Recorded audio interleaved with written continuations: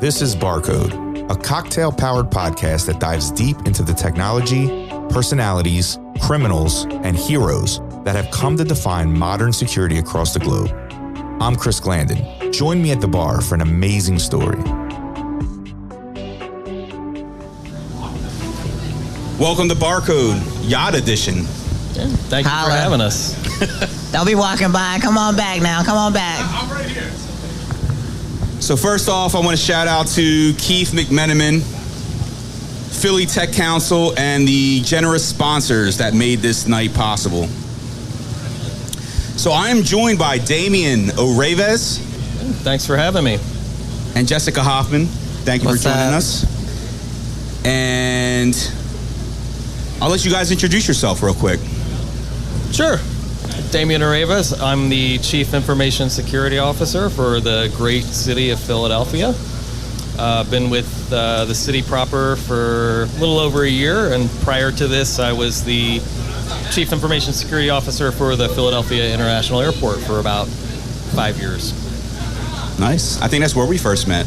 Absolutely. Way back in the day. Yeah. And Jessica, how about yourself? What's up, Jess Hoffman? I do what Damian doesn't want to do for the city. It's our first podcast together.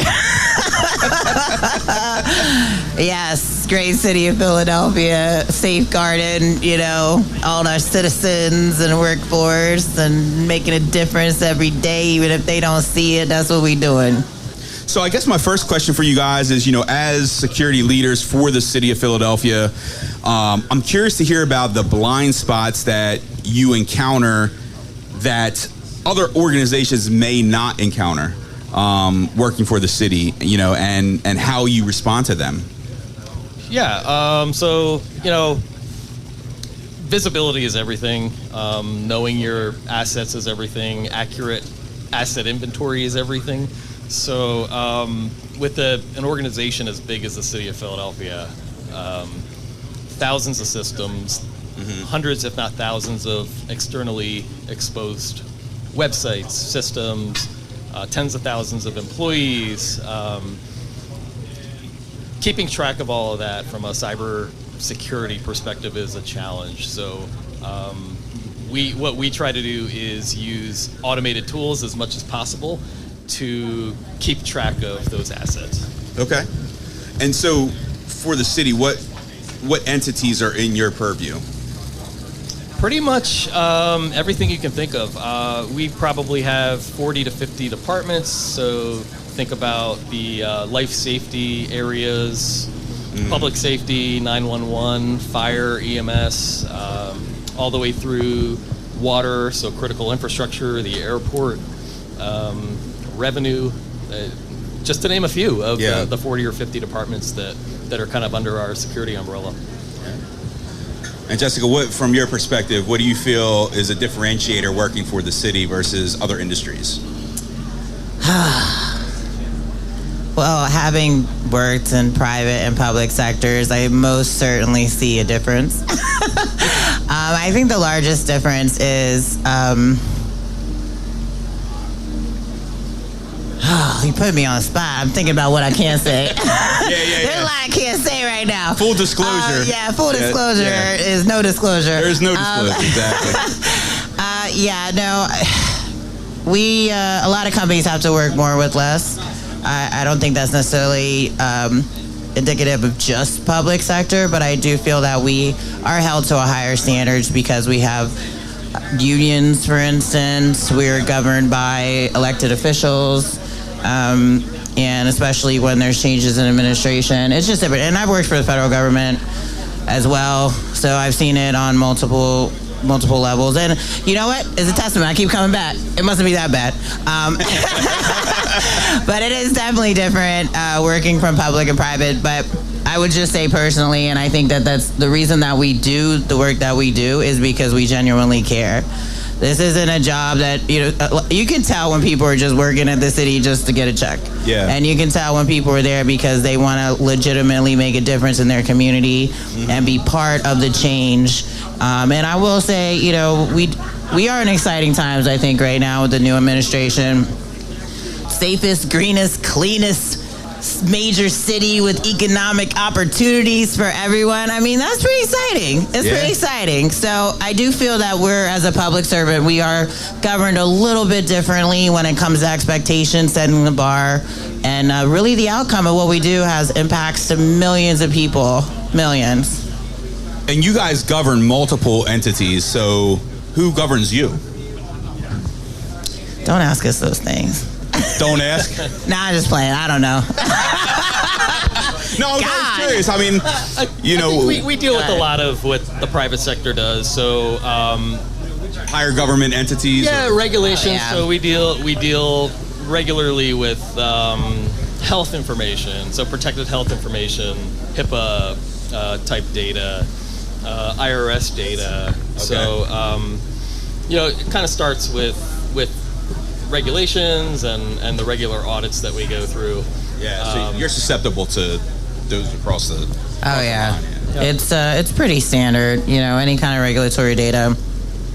But just in general, I mean, we have a requirement, we have a duty to safeguard not just our workforce, the City of Philadelphia workforce, but our citizens. So, when you talk about critical infrastructure, critical services, to some degree, every single service that we provide is critical to somebody. So, that's another difference there, as far as, yes, other companies are critical in what they provide, their services, but we're actually, to some level, this is like life or death, right? Our health centers, making sure that they're equipped with the equipment that they need to be able to provide their services. And when we talk about IT, the continuity of business, and there's just so many levels to it where it's directly impacting the quality of life. Mm-hmm. And I think that's really, if we want to quantify it, it's the fact that we have that ability to really make sure that those things are happening to the citizens of Philadelphia. Yeah, and when you think of conventional critical infrastructure like utilities and transportation systems, how does that shape your security priority levels? Yeah, we start with the priorities of the city as a whole, which in turn, it really is the priority of our residents. So all those critical services that we provide to the city, street cleaning, waste removal, 911, water systems, the transportation, the airport. So we start with what are the critical systems, and how do we ensure the confidentiality of those systems, the availability, and resilience of them, because that's really what the residents are counting on us to do. So, what role does collaboration play in your strategy, both internally and across other city departments? Are you pretty much siloed as an entity? No, if we were siloed, we would never be able to get our job even remotely done. We're breaking down those silos. That's what we're doing. So I love the saying that culture eats strategy for breakfast.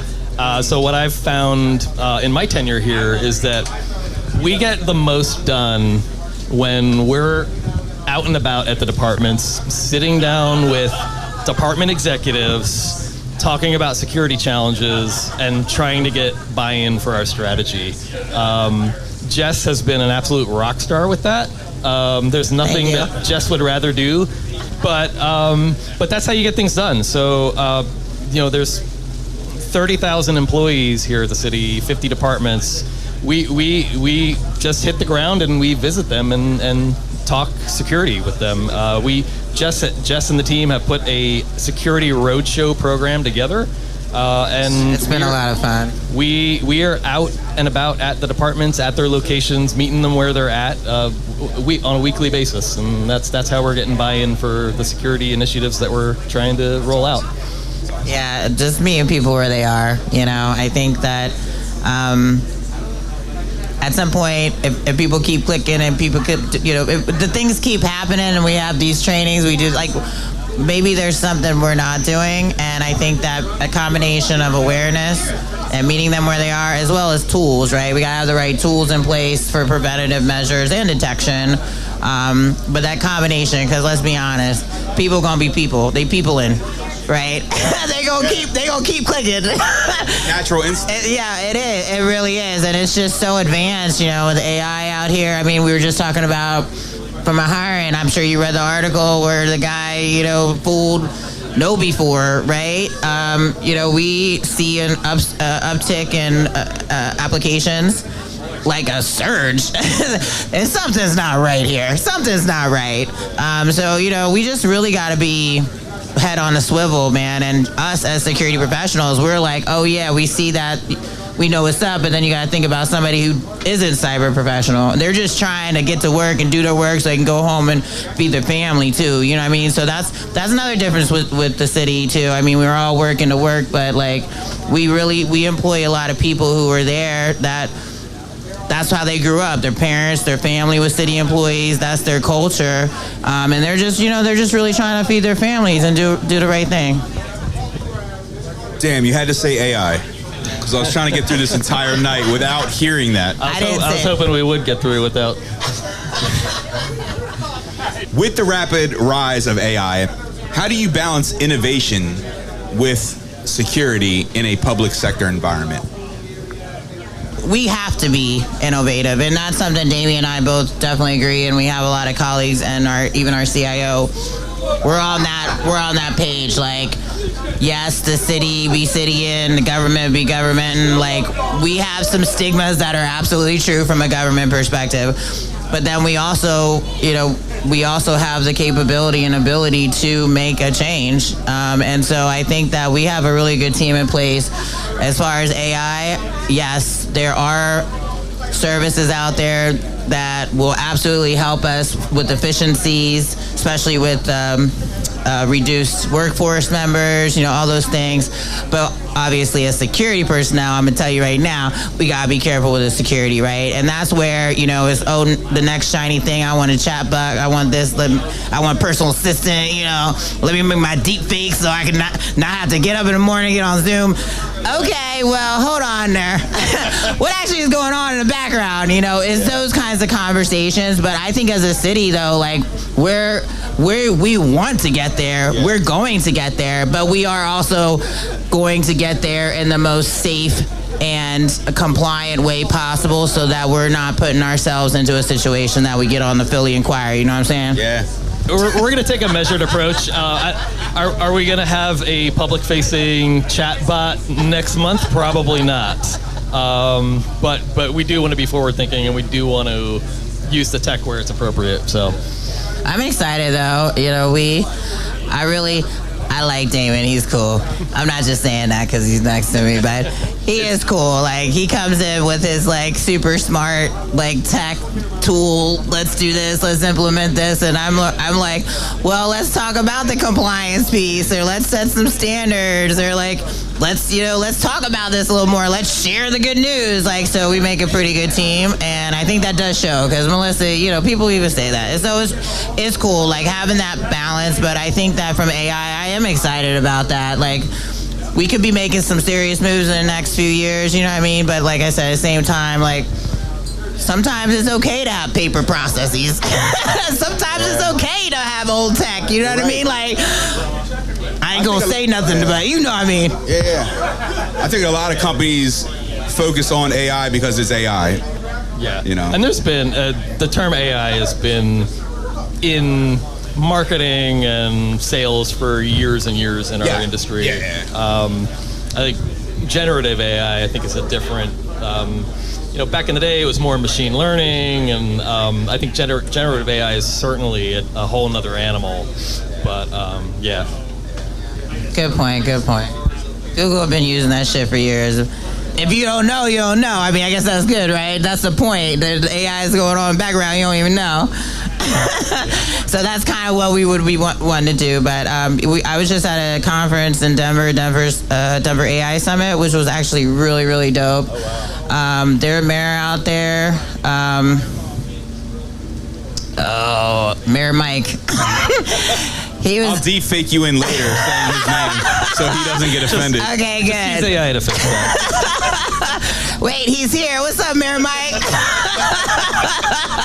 No, he was great, man. Like, as far as like a city being innovative, like they're there, you know, and Denver is like, I love Denver. Like, Denver's amazing, period. But, they're big on the startups, the tech community. They were talking about they just opened up a quantum computing park or whatever. So, like, yeah, it is interesting. So, like, it was a really great conference. And I think the best thing was because it was geared towards government-related AI resources and some startups that were specific to how AI can be used in a safe and productive way to really support or enhance, I should say, to enhance our existing government or, government processes and services that we provide to our constituents. Yeah. So I have one more question for you guys, because this is last call, and I think we're getting ready to pull in. Can I get a one? Wait, last call for real? Last call. So you guys have time for one more? Yeah. Sure. All right. If you opened a cybersecurity themed bar, what would the name be, and what would your signature drink be called? Gotcha. That's the name of the bar. That's the name of the bar? That's the name of the bar, gotcha. And in the summer months, I would have a sparkling vodka type White Claw with a little extra spritzer in there, some lemon and lime, depending on the day, some fruits. And in the wintertime, we are getting hard and dirty with some Redbreast, Woodford, Angel's Envy, and a couple cigars. I know that's upstairs. Did you save me one? I see y'all. I'm seasonal, dear. All right, I like that. I got layers. I would call it external vulnerabilities. Okay. Because that is the bane of our existence right now. And that's who walks in the door. Exactly. Okay. That's all I got. I love it. Well, thank you both for joining me. Enjoy the rest of this beautiful night. And thanks for everyone coming out and supporting. Thank you, guys.